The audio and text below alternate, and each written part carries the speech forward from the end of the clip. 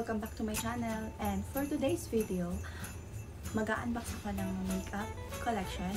So, itong mga makeup na to, nabili ko long time ago, maybe months ago. And ngayon ko lang sila i-unbox. Bali, naipon na sila. So, randomly ko sila na bili. So, ngayon, i-unbox ko na sila lahat, sabay-sabay. So, lahat ng mga products na ipapakita ko sa inyo, lahat ito bagong labas. At lahat ito may mga positive reviews. At yung iba dito, dati ko nang ginagamit. So, try and tested ko na siya. So, nagustuhan ko kaya binili ko ulit. First thing na i-unbox ko ay ang Sephora. Ito yung mga makeup na pinili ko sa Hong Kong. So, from Sephora store. So, ang ganda mamili sa loob ng Sephora. Kasi halos nandoon lahat ng gusto mo. I mean, not lahat, pero lahat ng mga bago nandoon. Anyway, dito sa Philippines naman, marami ng mga makeup store na halos kompleto na din. Sa MOA, I think, almost lahat ng makeup nandoon. So, ang first thing na unbox ko ay House Loves by Lady Gaga. Ito, foundation siya. So, unbox natin. Meron din siyang opener dito.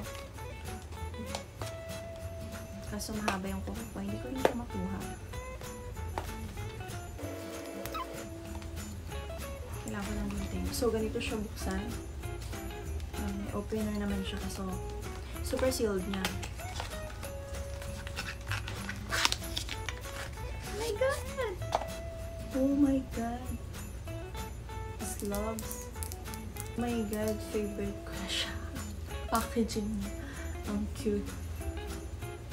Ito yung shade na napili ko. 00 Fairy. Ito yung pinaka-lightest. Mahilig ako sa mga white. Kahit na hindi match ng skin tone ko. House Loves na concealer. House Loves concealer. Next, itong Huda Beauty Easy Bake. Huda Beauty Easy Bake. Shade Ube. I like ube kasi I like pink blush and then powder. Medyo pink para mag-blend siya. Kosas. This is tinted base. Makeup tinted makeup base.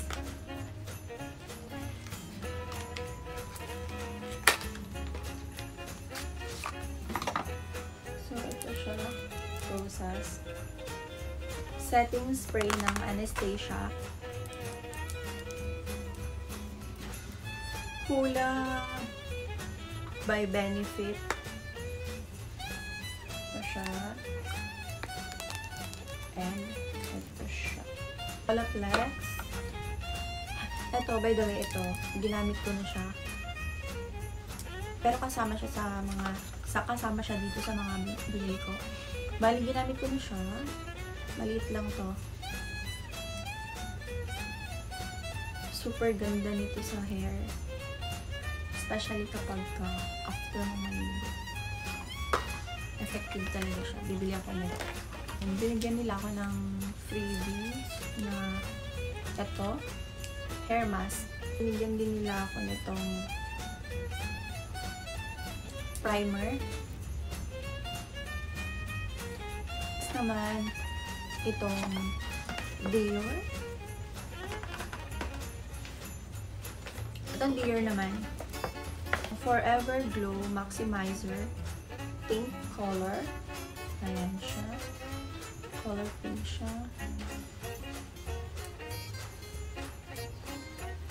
And then, pearly. And then, bronze. So, kompleto na siya. May blush, may contour, and may highlighter na. This one. Ito, binili ko siya dito sa Philippines. MAC. So, naubusan ako ng setting spray. So, kailangan ko lang mag-restock. So, ito yung favorite kong setting spray. Ayan siya. YSL. YSL. Itong All Hours Foundation ng YSL.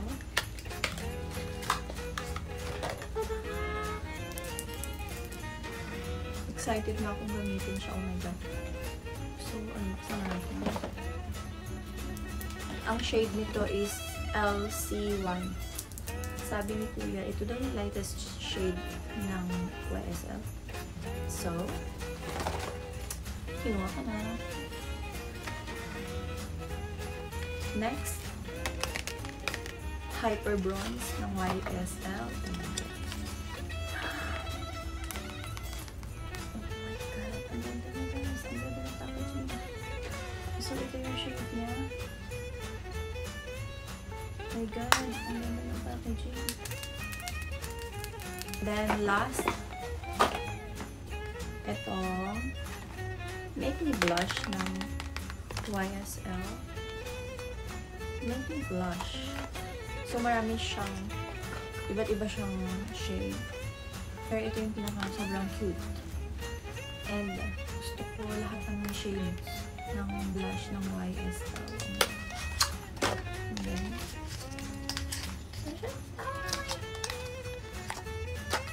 oh my god.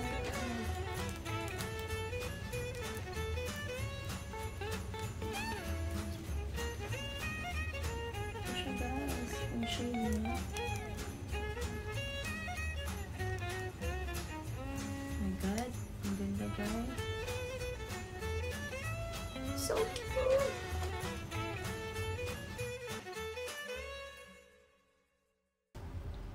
So, that's all for today's video. Sana nagustuhan niyo.